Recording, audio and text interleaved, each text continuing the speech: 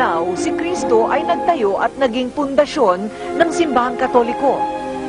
Pero sa kasaysayan ng mundo, tanging si Constantine, ang Romanong emperador, ang siyang nagbuo at nagpalaganap ng Kristyanismo ng simbahan nito, samantalang ni hindi naman ganap na Kristiyano si Constantine. Imagine a non-Christian defining the faith of the Christian. Yun ang malaking hindi alam ng maraming Kristiyano. Dahil binyagan siya nung mamamatay na siya many years after.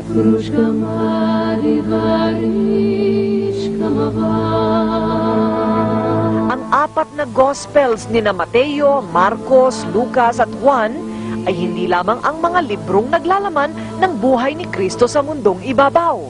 Mahigit daw sa 277 libro ang sadya umanong hindi isinama sa Biblia. So hindi lang naisama sa opisyal na bersyon ng Biblia. Dahil ang nag-declare ng official version ng Biblia ay si Constantine. Tinanggal niya ito? Tinanggal ito dahil bawal. Ayaw kung bawal? Bakit? Sinabi ni Barnabas na hindi Diyos si Jesus. Ah. Sinong nag-define na Diyos si Jesus? Hindi naman si Jesus, si Constantine.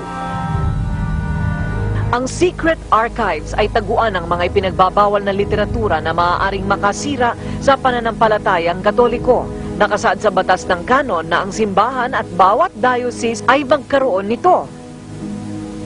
Kaya iniingatan ng simbahan kasi bagamat totoo yan, kapag ilalabas mo, anong purpose ang silbi niya? Kundi gumawa ng skandalo at masira lang yung simbahan. Aktibong alagad ng simbahang Katoliko si Father Robert Reyes, pero mismong siya ay sang-ayon na ang simbahan daw ay isang baul ng sikreto.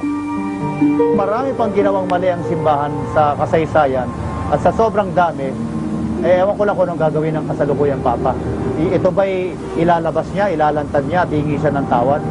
Yan ang naririnig natin, yan ang kwento-kwento, pero wala tayong katibayan na mayroon nga. Kasi kung secret nga talaga, sinong nakakaalam? Mas nakakatakot isipin na ang simbahan ay may isinisikretong yaman. Yan ba'y isa ring sikreto ang kayamanan ng simbahang Katoliko? Totoo yan. Secret na kayo mga mahihirap, Bisaya ako, magbibisaya lang ako sabi nila, mag-antos para masantos. Pero yung pare at friars, hindi yung nag-antos. They own big tracts of land. Mayaman kung bibilangin mo yung mga simbahan, yung mga paintings, yung mga bagay na nandyan nga, bahagi ng kayamanan ng simbahan, pero hindi naman pera yun eh. Nabubutasan ng araw ang tinatawag na vow of poverty ng mga pare. Ino-audit kami regularly ng diocese. At sa pag-audit sa pare at nakita yung ang mga anomalya, ay pwedeng ang pare maparusahan. Ang hamon sa simbahan ngayon kasi lalo ngayon napakahirap ng bansa natin.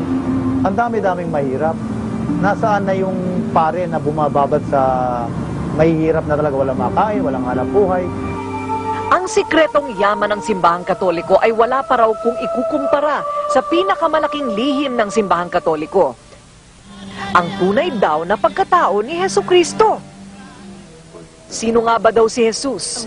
Siya nga ba ay tao lamang na romantikong nagmahal kay Maria Magdalena?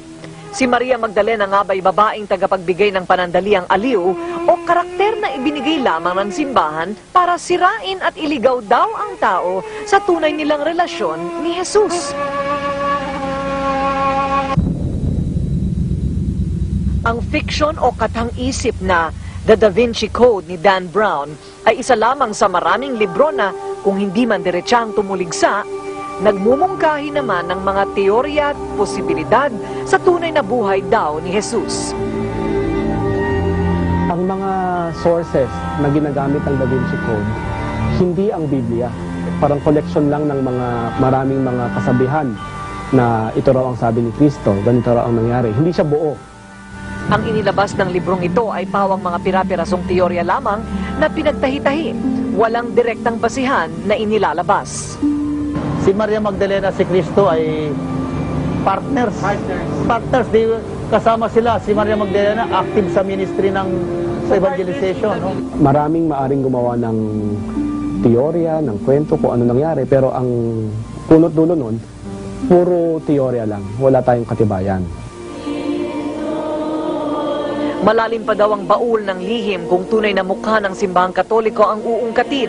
Pero kung may pagtataguman, ito'y para proteksyonan lamang ang integridad ng simbahan.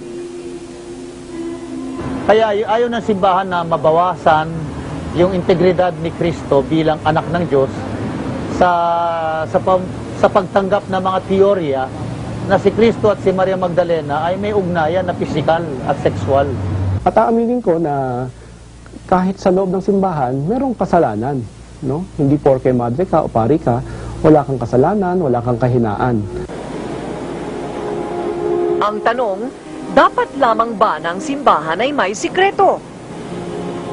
O dapat ay hubad at bukas sa bawat mananampalataya, anuman ang kulay ng katotohanan?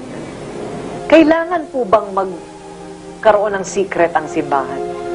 Sa bilang daging pare, pinyo ko, tama, kung the integrity of the church ang pag-usapan.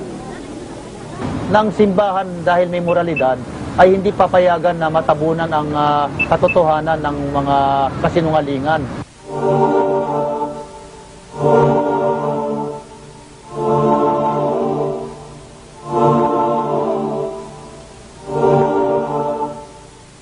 Kung mahina at manipis ang paniniwala, hindi malayong gumuho ang pananampalataya ng isang tao.